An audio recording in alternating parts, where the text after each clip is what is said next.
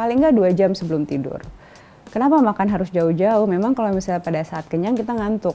Itu suka menimbulkan gangguan seperti nyeri ulu hati yang kalau berlangsung terus-menerus jadinya kita kebangun saat tidur.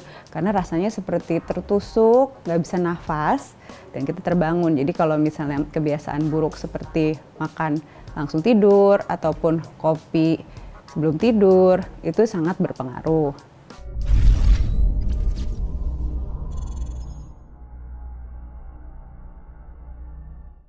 Mimpi adalah sesuatu yang dialami dari saat orang tertidur. Jadi orang tidur itu mengalami berbagai fase dari dangkal sampai dalam.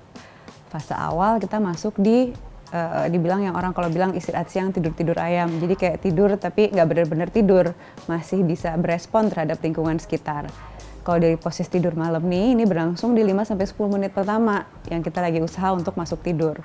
Pada proses ini juga otak mulai melambat, denyut nadi, respon nafas, badan juga mulai masuk rileks tapi belum. Kadang kan kita suka kayak fenomena kayak mau jatuh, terus ada kayak kelojotan dikit, kayak kaget gitu kalau misalnya kebangun di fase ini. Nah inilah yang disebut dengan tahap 1.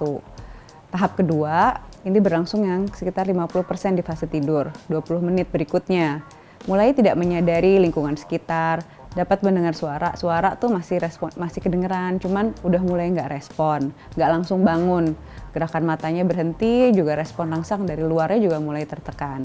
Selanjutnya adalah tahap 3. Ini adalah tidur yang udah masuk cukup dalam, lebih nyenyak.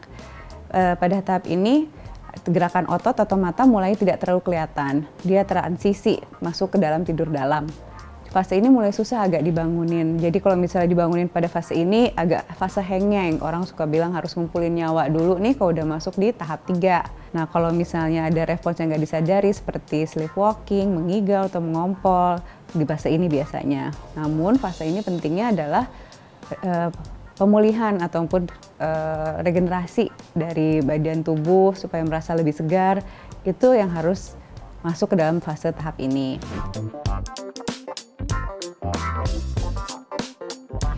Wah, kalau misalnya itu amat sangat subjektif ya, soal kita mimpinya lagi yang indah ataupun yang menyeramkan. Tetapi kalau misalnya dibahas di luar itu kan termasuk yang dalam alam pikiran yang katanya di bawah sadar gitu. Kadang ada make sense, mungkin lagi mikirin itu, tapi kadang enggak. Tapi itu kan semua yang fenomena yang ada di alam bawah sadar kita. Dalam hal ini, memori yang tersimpan jauh.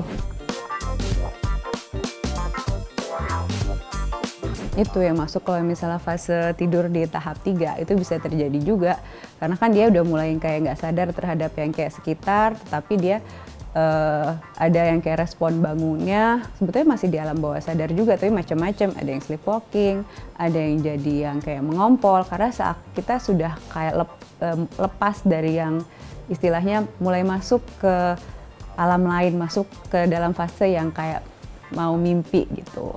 Tapi belum, tapi di antara tidur nyenyak sama tidur dalam.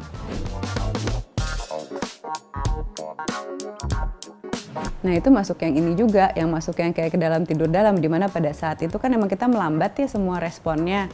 Fase seperti itu terus juga kalau tidur itu pada posisi tertentu kita tuh juga yang posisi yang kadang kalau yang kayak terlalu terlentang dari yang lidahnya sendiri suka agak turun sehingga kadang seperti ketindihan dan susah bernafas.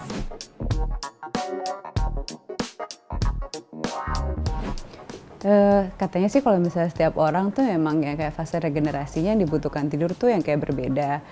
Makanya kalau misalnya variasi itu tergantung seberapa cepat kita bisa masuk ke dalam fase tidur dalam. Kalau ngikutin yang kayak proses-proses untuk yang masuknya, sama di mana berapa lama kualitas tidur yang diinginkan, rata-rata dikatakan 6-8 jam sih paling enggak kita ada suatu proses tidur yang dalam satu hari.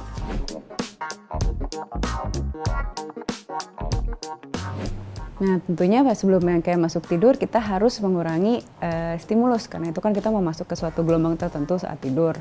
Jadi gadget disarankan paling enggak 1 jam atau 1,5 jam sebelum tidur kita nggak pegang-pegang telepon.